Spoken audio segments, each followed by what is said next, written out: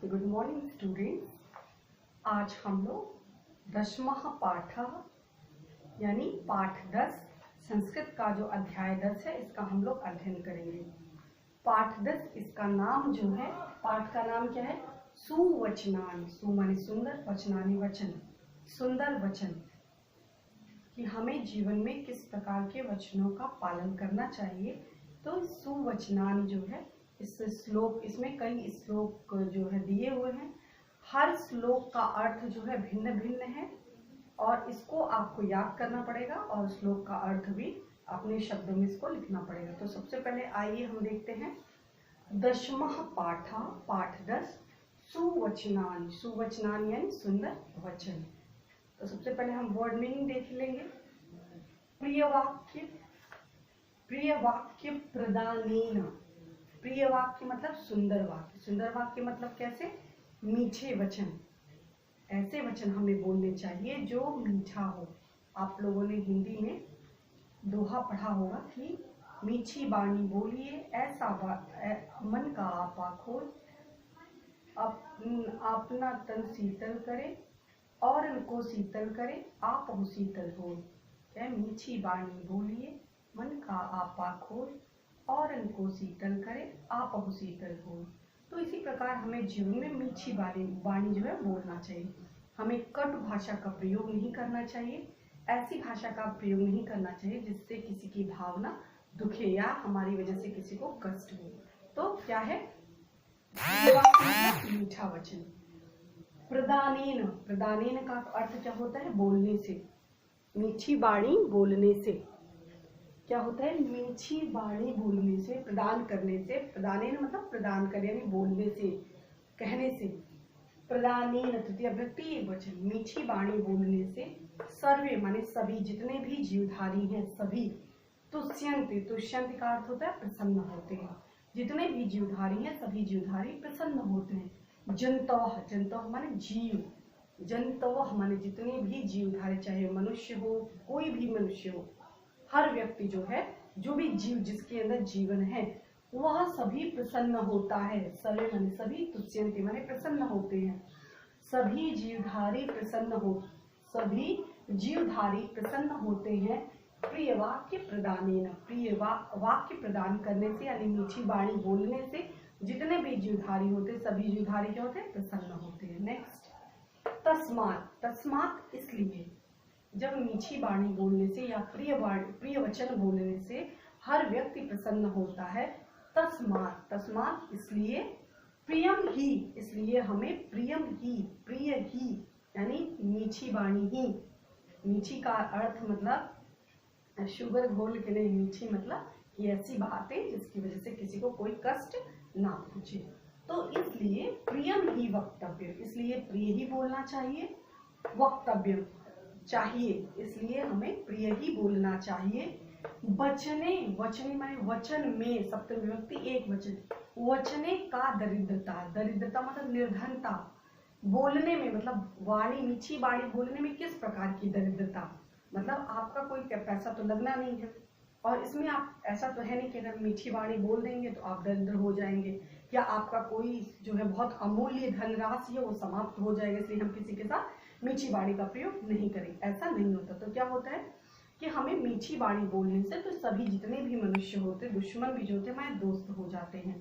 इससे पहले हम लोगों ने सुभाषितान में श्लोक पढ़ा था कि व्यवहार से ही हमारे मित्र और शत्रु बनते हैं। तो उसी तरह इसमें कहते हैं कि प्रिय वाणी बोलने से यानी मीठे वचन बोलने से सभी जीवधारी प्रसन्न होते हैं और इसलिए हमें सदैव जो है हमें मीठे वचन बोलना चाहिए। अब वचने का दरिद्रता, तो वाणी में किस प्रकार की दरिद्रता, मतलब कैसे, किस बात की दरिद्रता, दरिद्रता करने की आवश्यकता नहीं है, हमें मीठी वाणी का प्रयोग करना चाहिए।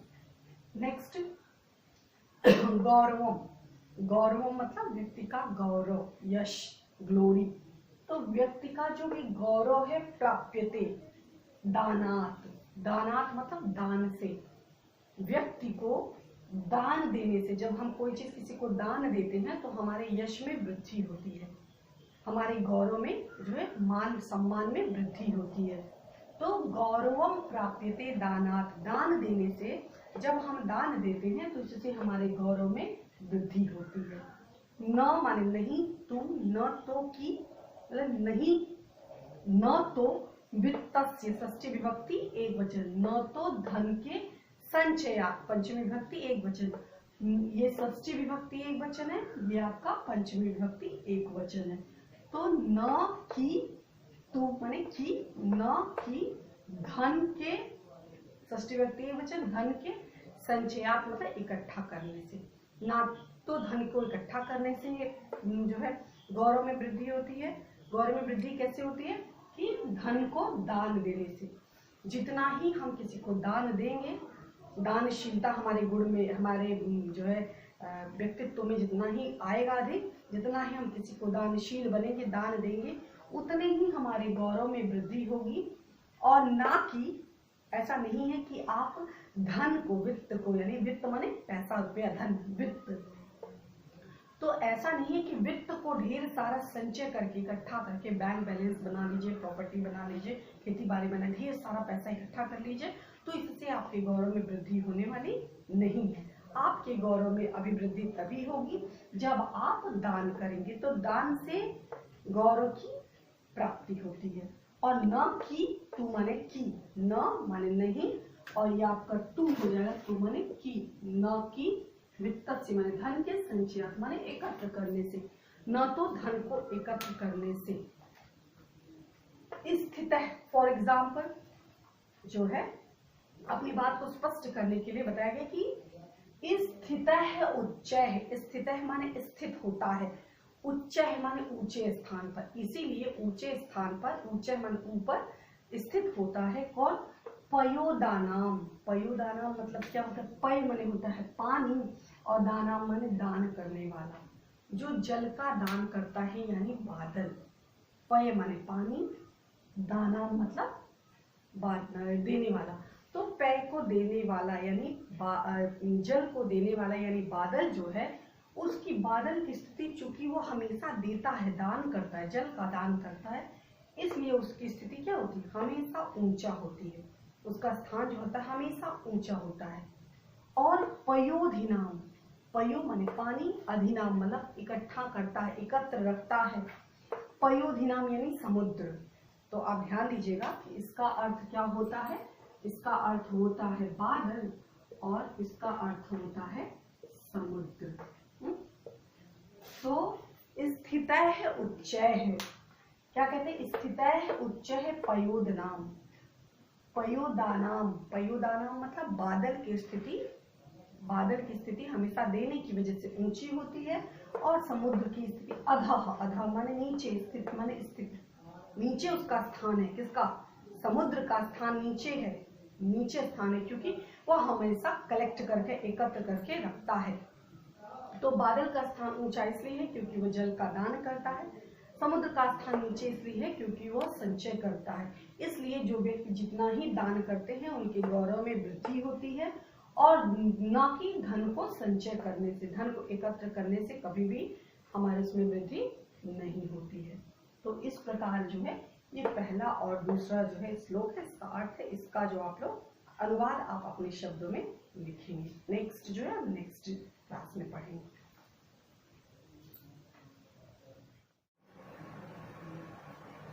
नेक्स्ट श्लोक हम पढ़ेंगे, अष्टादश पुराणेषु व्यासस्य वचनं द्वयं परोपकारः पुण्याय पापाय परपीडनम्। ये हमारा जो अगला श्लोक है, श्लोक नंबर 3 जो इसको हमको पढ़ना है। तो आइए हम देखते हैं, सबसे पहले पढ़ते हैं, अष्टादश पुराणेषु व्यासस्य वचनं द्वयं परोपकारः पुण्याय पापाय परपीडनम्। तो अष्टादश, अष्टादश मतलब 8 और 10, 8 और 10 यानी 18। अष्टादश पुराणेषु, पुराणेषु मतलब पुराणों में, जो हमारे धार्मिक ग्रंथ यानी जो हमारे 18 पुराण हैं, उन 18 पुराणों में, उन 18 पुराणों में व्यासस्य यानी व्यास के, महर्षि वेदव्यास के, महर्षि वेदव्यास के वचनम, वचनम माने वचन, द्वयम माने दो, दो वचन जो है सबसे महत्वपूर्ण रूप से कहे जाते हैं और माने जाते हैं। वे कौन कौन से हैं कि 18 पुराणों में व्यास के द्वय वचनम मतलब दो वचन जो है बहुत ही महत्वपूर्ण है। उन दो वचनों को हमेशा याद किया जाता है। कौन कौन सा? परोपकारः। परोपकारः मतलब क्या होता है कि दूसरे की भलाई करना, जो व्यक्ति दूसरों की भलाई करता है। तो परोपकारः, परोपकार करने से पुण्याय क्या होता है? पुण्य मिलता है, पुण्य मिलता है। पुण्याय मतलब चतुर्थी विभक्ति एक वचन, तो क्या है? पुण्य के लिए। परोपकारः पुण्याय, जो दूसरों की भलाई जब हम करते हैं तो हमको क्या मिलता है? पुण्य की प्राप्ति होती है। इसलिए हमेशा दूसरों की भलाई के लिए हमें तैयार रहना चाहिए। जहां तक हो सके हमें दूसरों की भलाई के लिए तैयार रहना चाहिए। तो परोपकारः, जब हम दूसरों की भलाई करते हैं तो इससे हमको पुण्य की प्राप्ति होती है। पापाय, पाप पाय मतलब पाप मिलता है, पुण्य पाप। तो पाप हमें तब मिलता है कि जब हम पर पीड़न, पर माने दूसरे, पीड़न माने दुखी करते हैं। जब दूसरे व्यक्ति को हम पीड़ा देते हैं, यानी दूसरे की भलाई ना करके उसके स्थान पर उस व्यक्ति को हम पीड़ा देते हैं, पीड़ित करते हैं, तो हमें क्या मिलता है? पाप मिलता है। तो 18 पुराणों में व्यास, महर्षि वेदव्यास के जो दो वचन कहे गए वो बहुत ही महत्वपूर्ण है। वो वचन कौन कौन से हैं?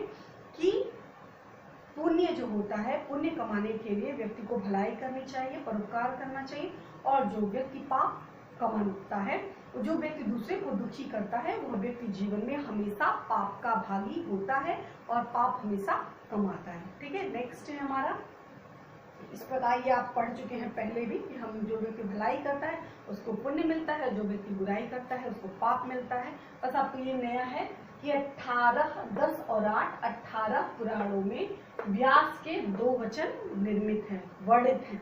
कौन कौन? परोपकार पुण्याय, पापाय परपीडनम।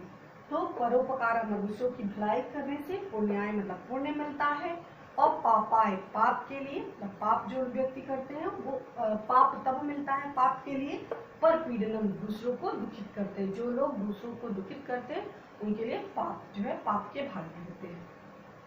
नेक्स्ट क्या है? दुर्जनः सज्जनः भूयात्।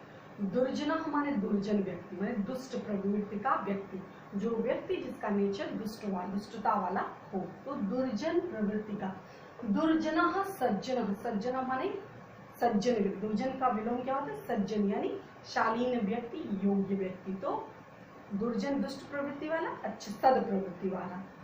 तो दुर्जनः सज्जनः भूयात्, ईश्वर के अनुकंपावश, ईश्वर के प्रेमवश जो व्यक्ति दुर्जन है, यानी जो दुष्ट प्रवृत्ति के हैं, वह व्यक्ति सज्जनः भूयात्, सज्जन भूयात् मतलब सज्जन बने, सज्जन हो।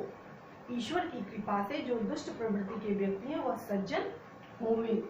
सज्जनः शांतिम आपनुयात्, और जो व्यक्ति सज्जन है, जो ऑलरेडी सद प्रवृत्ति वाले हैं, उन्हें ईश्वर की अनुकंपा से शांतिम आपनुयात्, उन्हें शांति की प्राप्ति हो। जो व्यक्ति दुष्ट प्रवृत्ति का है उसे वह सज्जन हो, और जो सज्जन व्यक्ति है उसको शांति की प्राप्ति हो। शांति यानी शांति आपनुयात् माने प्राप्त हो, उसको जीवन में शांति मिले। शांतः मुच्यते, और जो व्यक्ति ऑलरेडी शांत है, जिसका जीवन शांत है, शांत मतलब उसके जीवन में किसी प्रकार का उसको लोभ लालच इस तरह बंधनों में जुकड़ा हुआ नहीं है, उसको हर वक्त जो है बेचैनी और चाहिए की चाहत नहीं है। जो व्यक्ति धीर वीर गंभीर है, ऐसे शांत स्वभाव वाले व्यक्ति को क्या कहते हैं? बहुत ही साइलेंट है, बहुत ही शांत स्वभाव का व्यक्ति है, तो बहुत ही डिसेंट है। तो उसी तरह से शांतः मुच्यते, तो जो व्यक्ति शांत है, जो शांत स्वभाव का व्यक्ति है, वो मुच्यते, मुच्य माने मुक्त हो जाए। जो व्यक्ति शांत स्वभाव का है वह मुक्त हो जाए, किससे? बंधनेभ्यः, जीवन के जो काम क्रोध मोह लोभ का जो बंधन है, जो मनुष्य को जकड़े रहता है, जिसमें लोग उलझ करके पाप करते हैं, दूसरों को गला काटते हैं, बुरा काम करते हैं, बुरे आचरण करते हैं, तो वह उन सभी बंधनों से व्यक्ति मुक्त हो जाए। कौन सा व्यक्ति? जो व्यक्ति शांत प्रवृत्ति का है। जो व्यक्ति शांत प्रवृत्ति का है वह जीवन के सभी बंधनों से मुच्यते यानी मुक्त हो जाए। वह व्यक्ति शांत प्रवृत्ति वाला व्यक्ति, शांत स्वभाव वाला व्यक्ति जीवन के सभी बंधनों से मुक्त हो जाए। और जो मुक्त हैं और माने और मुक्त, और जो ऑलरेडी मुक्त हैं वो क्या करें, अन्यान, अन्यान माने दूसरों को। जो व्यक्ति ऑलरेडी इन बंधनों से मुक्त हो चुका है यानी साधु सन्यासी जो है, अन्यान यानी दूसरों को, विमोचयते, विमोचयते मतलब उसको मुक्त करे, किससे, उन भव बंधनों से, उन काम क्रोध भावनाओं से उनको मुक्त करे, तो मुक्ति दे। आपके वर्ड मीनिंग में दिया हुआ है सारे शब्दों के मीनिंग, तो आप वहां से देख करके समझ सकते हैं। आप पुनः देखिए कि जो दुर्जन प्रवृत्ति का व्यक्ति है, जो दुर्जन स्वभाव का व्यक्ति है, वह सज्जन बने, और जो सज्जन है वह शांति को प्राप्त करे, और जो व्यक्ति शांत है वो बंधनों से मुक्त हो सके, और जो व्यक्ति मुक्त है यानी बंधनों से जो व्यक्ति मुक्त है वह दूसरों को मुक्त करे। तो यह इस प्रकार हमारा तीसरा और चौथा जो है सुवचनानि का अर्थ है। इसको आप लोग पढ़ के, इसको ध्यान से पढ़ के, कुछ शब्दार्थ यहाँ कुछ दिया हुआ है, कुछ शब्दार्थ आपके पुस्तक में दिया, वहां से देख करके आप पढ़ लेंगे।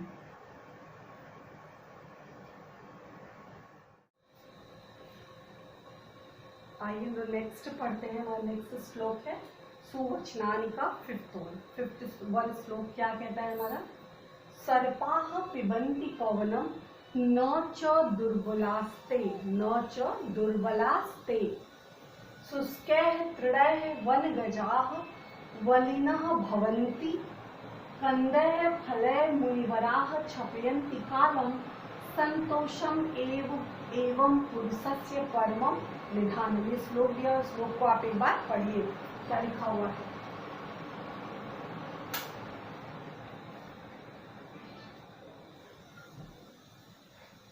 श्लोक क्या कहता है, सर्पाः पिबन्ति पवनम, सर्प जो होता है, सांप जो होता है वह पिबन्ति माने पीता है, पवनम सांप जो होता है वह हवा पी करके जीवन जीता है।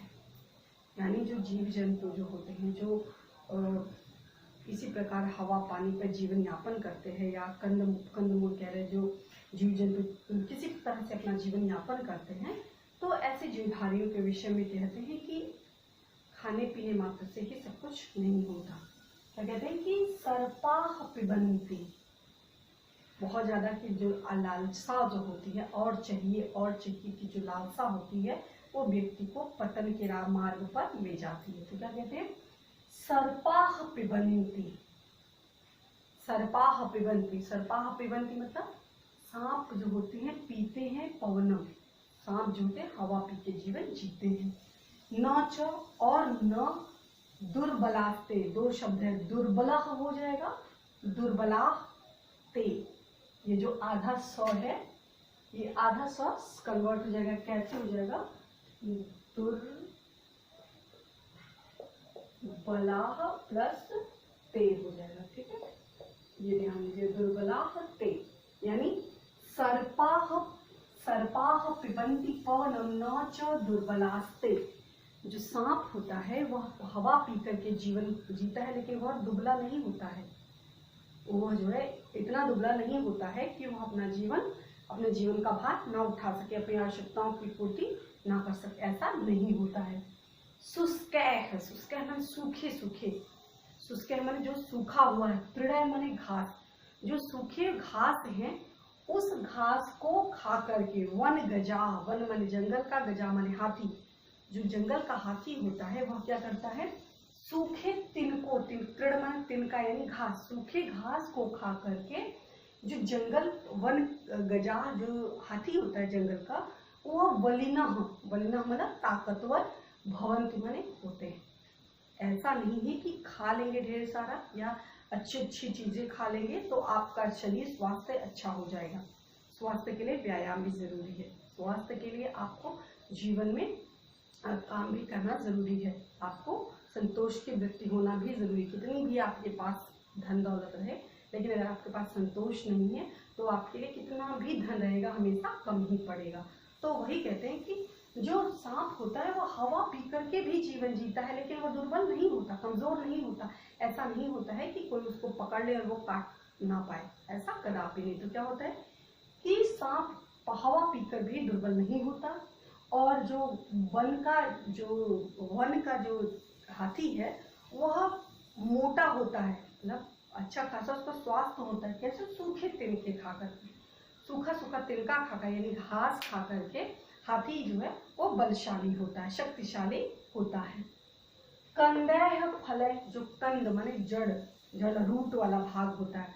कंद फूल, कंद मूल यानी फल फूल इत्यादि खा करके, कंद मूल यानी फल फूल इत्यादि खा करके मुनिवराह, मुनिवराह माने जो मुनि लोग होते हैं, जो मुनि माने जो ऋषि मुनि सन्यासी लोग जो होते हैं वह कंद मूल खा करके क्षप्यंति माने व्यतीत करते, कालम माने समय, वह व्यक्ति कंद मूल खा करके अपना समय व्यतीत करते हैं। संतोषम एवं पुरुषस्य परमं निधानम, संतोषम जो संतोष होता है, जो संतोष का जो गुण होता है, संतोष ही एवं पुरुषस्य, संतोष ही पुरुष का, पुरुष माने व्यक्ति का, मनुष्य का, संतोष पुरुष का अर्थ कभी भी जेंडर से मत लगाइएगा, आदमी ऐसे नहीं मतलब है, पुरुष मतलब मानव। तो संतोषम एवं पुरुषस्य परमम, परमम माने परम, निधानम माने आश्रय, सबसे बड़ा एक सहारा कहिए, एक खजाना कहिए तो क्या होता है? संतोषम। जिस व्यक्ति के पास संतोष है उसके पास और कुछ उसको किसी चीज की आवश्यकता नहीं है। क्या कहते हैं? सब जब आवे संतोष धन, सब धन धूरी समान। जिस व्यक्ति के पास संतोष का गुण आ जाता है उसके लिए जितना भी धन वैभव यश सब कुछ क्या है? धूल के बराबर होती है। तो उसी को सुवचनानि में दिया गया है श्लोक के रूप में। क्या दिया है कि सांप हवा पी करके भी दुर्बल नहीं होता, वन का जो हाथी है वह सूखे तिनके खाकर भी बलिष्ठ होता है, बलवान होता है। कंद मूल फल फूल इत्यादि खा करके जो मुनि होते हैं, ऋषि मुनि होते हैं, वह अपना समय कालम माने, कालम का समय क्षप्यंति माने बिताते हैं, अपना समय मुनि कंद मूल खा करके अपना समय व्यतीत करते हैं। और जो संतोषम एवं पुरुषस्य परमं निधानम, संतोष और संतोष ही मनुष्य का सबसे बड़ा आश्रय या सहारा है। यह आपका 5वां श्लोक। नेक्स्ट देखिए, कहते हैं कि संसार में 3 प्रवृत्ति के लोग, 3 तरह के लोग होते हैं, समाज में 3 तरह के लोग होते हैं। उसको हम कैसे अभी आगे बताइए किस किस प्रकार के। पहला देखिए, प्रारभ्यते, कोई काम हड़बड़ाहट में बहुत तेजी से प्रारंभ कर देते कि हमको आज ये काम कर डालना है। प्रारभ्यते न माने नहीं, प्रारंभ ही नहीं करते। खल, खल माने जो दुष्ट प्रवृत्ति या नीच प्रवृत्ति के लोग होते हैं, दुष्ट प्रवृत्ति के लोग होते हैं, वह क्या करते हैं? प्रारंभ ही कोई काम नहीं करते।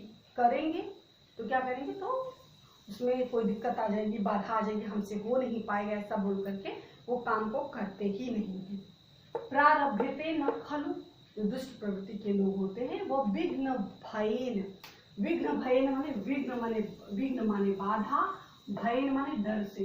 कोई जीवन में बाधा आ जाए इस भय से, इस डर से जो नीच प्रवृत्ति के लोग होते हैं, नीच माने ये निश्चित रूप से हो, यहाँ पर नीचा माने नीच, जो नीच प्रवृत्ति के लोग होते हैं वह निश्चित रूप से प्रारंभ ही नहीं करते। प्रारभ्यते प्रारंभ ही नहीं करते निश्चित रूप से।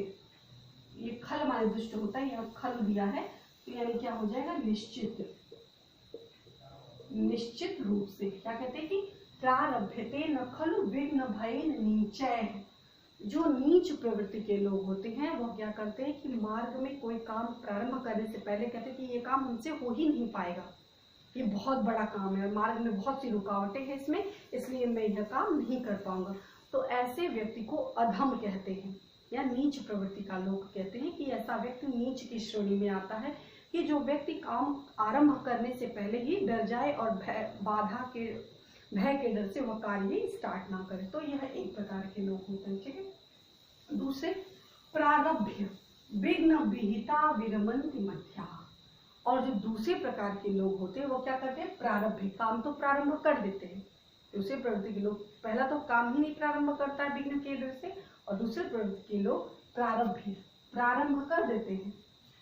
विघ्न विहिता, विघ्न माने दिक्कत, विहिता माने पड़ने पर, कोई भी परेशानी आने पर, कोई भी दिक्कत आने पर, विरमन्ति, विरमन्ति माने विराम कर दे, स्टॉप लगा देते हैं। विरमन्ति माने स्टॉप कर देते, वहीं पर रोक देते हैं। मध्याह माने बीच में, वह बीच में ही कार्य को बीच में छोड़ देते हैं, रोक देते हैं। तो दूसरे प्रवृत्ति के लोग ऐसे होते हैं, पहला सोचते हैं कि काम करेंगे तो दिक्कत आए इसलिए वो काम प्रारंभ ही नहीं करते, और दूसरे वाले लोग आरंभ करते हैं लेकिन विघ्न पड़ने पर कार्य को बीच में ही, मध्य में ही छोड़ देते हैं। विरमंति माने छोड़ देते हैं, मध्य माने बीच में। और जो तीसरे प्रकृति के लोग होते हैं विघ्न, विघ्न मतलब बाधा के, बार बार बाधा के पड़ने पर पुनः, ये रप है तो क्या हो जाएगा पुनः पुनः पुनः पुनः हो जाएगा। र जो है वो विसर्ग में कन्वर्ट हो जाएगा, ये र जो है विसर्ग में कन्वर्ट हो जाएगा और अ बन जाएगा पुनः अपि, सॉरी पुनः, हाँ ये अ है तो पुनः अपि हो जाएगा। विघ्न है पुनः पुनः अपि प्रतिहन्यमाना। जो तीसरे प्रवृत्ति के लोग होते हैं वो क्या करते हैं, विघ्न के पुनः पुनः, बार बार जीवन में विघ्न आने पर, बाधा आने पर भी प्रतिहन्यमाना, प्रतिहन्यमाना मतलब बाधा के रोके जाने पर, कोई बाधा पड़े और कार्य में बाधा हो, कोई चीज रोका जाए, रोकते हुए भी, रोकने पर भी प्रारब्धम, जो उत्तम प्रवृत्ति के लोग होते हैं जब कार्य प्रारंभ कर देते हैं, उत्तम जनाह माने जो उत्तम प्रवृत्ति के लोग होते हैं जब वह कार्य प्रारंभ कर देते हैं, न माने नहीं परित्यजन्ति, पर उपसर्ग है, त्यजन्ति माने छोड़ना, वह कार्य को नहीं छोड़ते। जब एक बार प्रारंभ कर देते हैं तो मार्ग में विघ्न के बार बार पड़ने पर भी, प्रतिहन्यमाना पड़ने पर भी, रोके जाने पर भी, बाधित होने पर भी प्रारब्धम, जो काम प्रारंभ कर दिया, जो उत्तम प्रवृत्ति के लोग होते हैं, न माने नहीं परित्यजन्ति माने छोड़ते, वह मार्ग में बाधा आने पर भी कार्य को नहीं छोड़ते। तो क्या हो जाएगा कि जो नीच प्रवृत्ति के लोग होते हैं निश्चित रूप से किसी कार्य को विघ्न के डर के मारे प्रारंभ ही नहीं करते, और जो दूसरी प्रवृत्ति के लोग होते हैं, दूसरे तरह के लोग होते हैं, वह लोग प्रारंभ किसी कार्य को जल्दबाजी में आकर प्रारंभ तो कर देते हैं लेकिन विघ्न भय पड़ने के कारण बीच में ही छोड़ देते हैं। लेकिन जो तीसरे उत्तम, अधम उत्तम, तो जो उत्तम प्रकृति के लोग होते हैं वो क्या करते हैं कि उत्तम प्रकृति के लोग विघ्न के बार बार रोके जाने पर भी, प्रतिहन्यमाना बाधित करने पर भी वह कार्य प्रारंभ एक बार कर देते हैं, तो किसी भी कीमत पर काम को स्टॉप नहीं करते जब तक वो इंड तक यानी अपने लक्ष्य तक नहीं पहुंच जाते। तो इस प्रकार यह आपका लास्ट सुवचनानि का जो है आपका श्लोक था। आज आपका सुवचनानि लेसन कंप्लीट हुआ। आप इसके बाद हम लोग question answer exercise next class में हल करेंगे। धन्यवाद।